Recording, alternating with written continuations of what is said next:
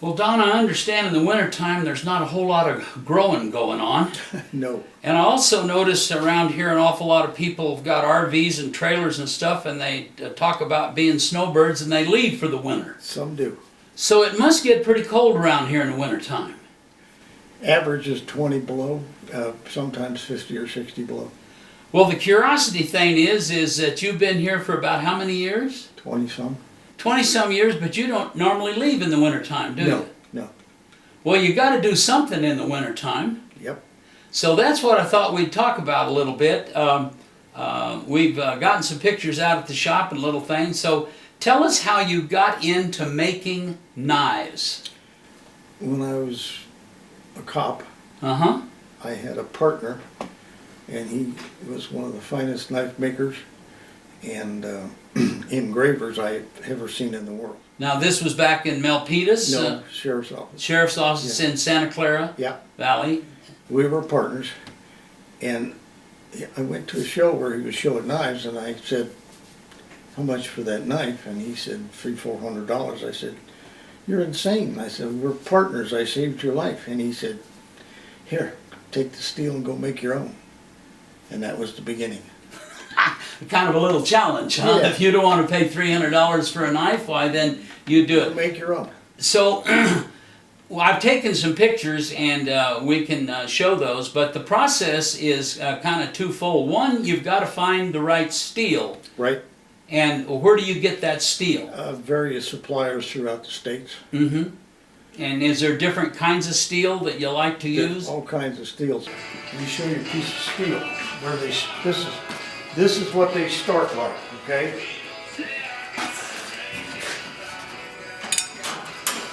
That's what they all start like, a piece of steel. Any special type of steel that is? Yes, it's 154 CPM, Uh-huh. and it's ground.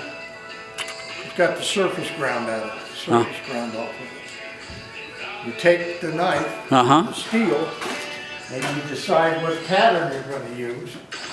For example, I want to make a hunter like this. Uh-huh. You lay that on the steel, and you draw it out for a profile. So you've got a number of different shape of knives that you might make. Oh, yeah. After I've made the pattern, okay, this has to be ground like it is. Feel it, and feel it the way it's been ground.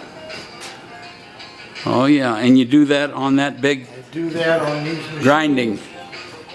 like this. Uh-huh. I center mark the steel so I know how far to go. Mm-hmm. And then I get the grinding from, say, a 60 or a 36 grit down to a 600 grit. Oh boy, you go really thin. Yeah. Because And then I hand finish it with a 1500 grit. Wow, that's how it gets that polished look to it. Uh-huh. Yeah. You get all these handle holes and bolster holes done, and you get it the way you want it, and then you heat treat it. Now, how do you heat it? Heat treating oven right there. I put a knife in there that's finished, Uh-huh. and I run it up to 1930 degrees, and I let it sit in there for 30 minutes, and then it goes down.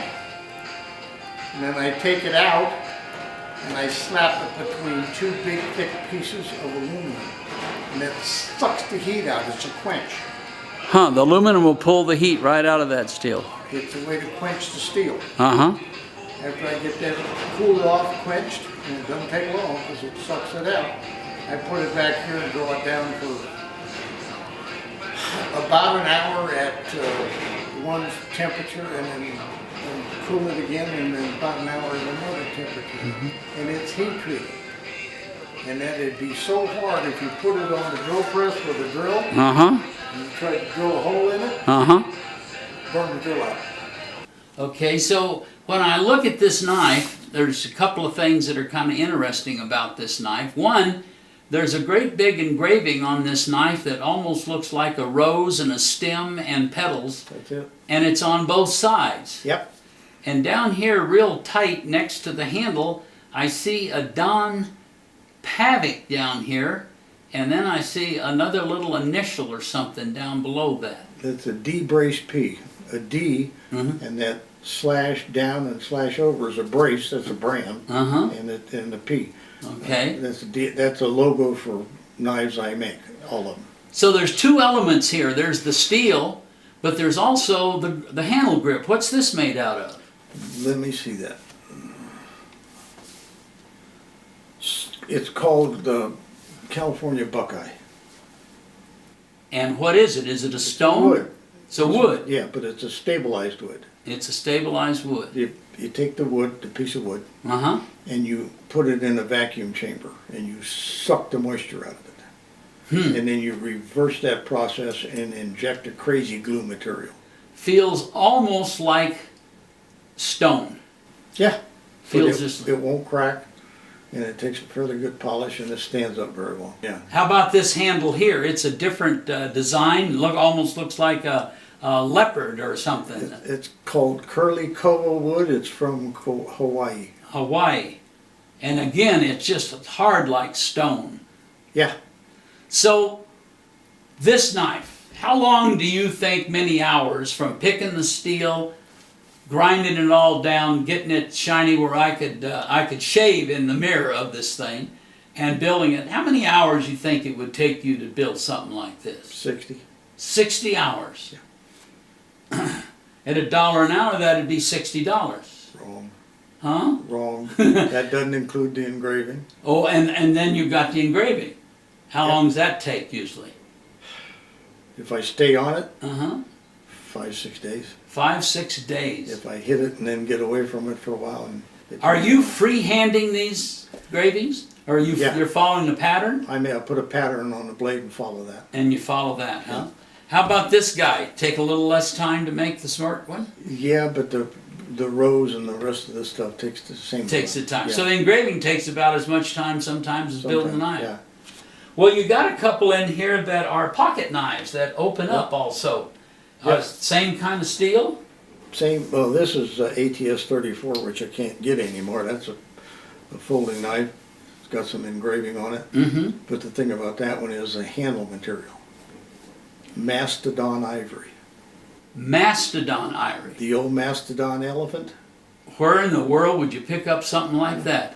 You can find it if you look hard enough. If you look. Yeah. So this is an extinct mastodon horn.